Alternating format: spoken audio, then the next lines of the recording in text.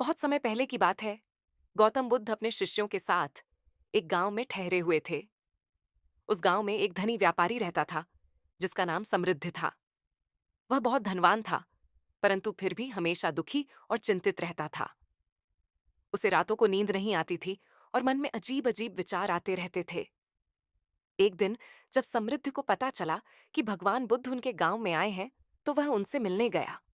उसने विनम्रता से बुद्ध को प्रणाम किया और कहा, भगवान, मैं इस दुनिया का सबसे धनी व्यक्ति हूं, लेकिन फिर भी मेरे मन को शांति नहीं मिलती।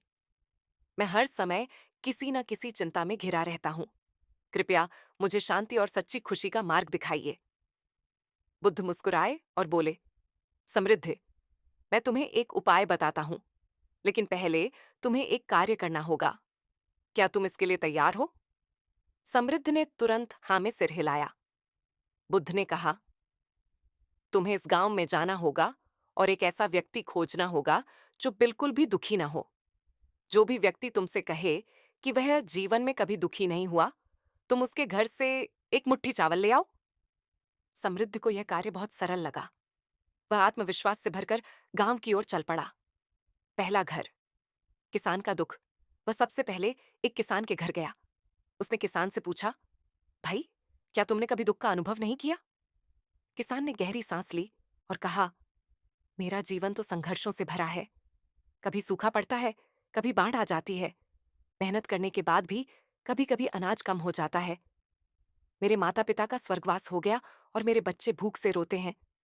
मैं कैसे कह सकता हूं कि मैंने दुख नहीं देखा? समृद्धि को यह सुनकर निराशा हुई और वह अगले घर की ओर बढ़ गया। दूसरा घर, व्यापारी का दुख। इसके बाद वह एक व्यापारी के घर पहुंचा।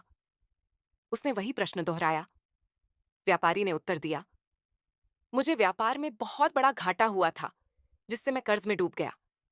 मेरी पत्नी बीमार रहती है और मेरे बच्चों की शिक्षा अधूरी है। मैं कैसे कहूं कि मैंने दुख नहीं देखा? समृद्ध निराश होकर वहां से भी चला गया। तीसरा घर, वृद्ध महिला का दुख। फिर वह एक वृद्ध महिला के घर पहुंचा। उसने पूछा, मां, क्या तुमने अपने जीवन में कभी दुख का अनुभव नहीं किया? वृद्ध महिला की आंखों में आंसू आ गए। वह बोली, बेटा, मैंने अपने पति और बच्चों को खो दिया। अब मैं अकेली इस दुनिया में जी रही हूं। हर दिन मेरा मन रोता है। समृद्ध ने समझ लिया कि यह कार्य आसान नहीं है।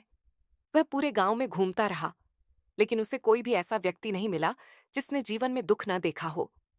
बुद्ध का ज्ञान थका हुआ और निराश समृद्ध बुद्ध के पास लौट आया और बोला, भगवान, मैं पूरे गांव में गया, लेकिन कोई भी ऐसा व्यक्ति नहीं मिला जिसने दुख का अनुभव न किया हो।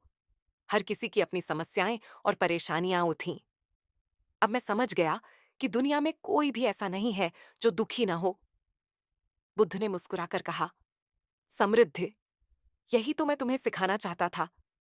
यह जीवन सुख और दुख का मिश्रण है। जो व्यक्ति यह समझ लेता है कि दुख और सुख दोनों जीवन का हिस्सा हैं, वही सच्ची शांति प्राप्त करता है। उन्होंने आगे कहा, सच्ची खुशी धन में नहीं, बल्कि मन की संतुष्टि में है। जब तुम अपने मन को स्वीकार करना और हर परिस्थिति में संतुलित रहना सीख जाओगे, तब तुम्हें शांति मिलेगी। समृद्धि को अब जीवन की सच्चाई समझ में आ गई। उसने अपने लोभ और चिंता को त्याग दिया और सच्चे आनंद की खोज में लग गया। शिक्षा, इस कहानी से हमें यह सीख मिलती है कि जीवन में दुख और सुख दोनों आते हैं। असली खुशी बाहरी चीजों में नहीं, बल्कि हमारे भीतर, हमारे दृष्टिकोण और सोच में छुपी होती है।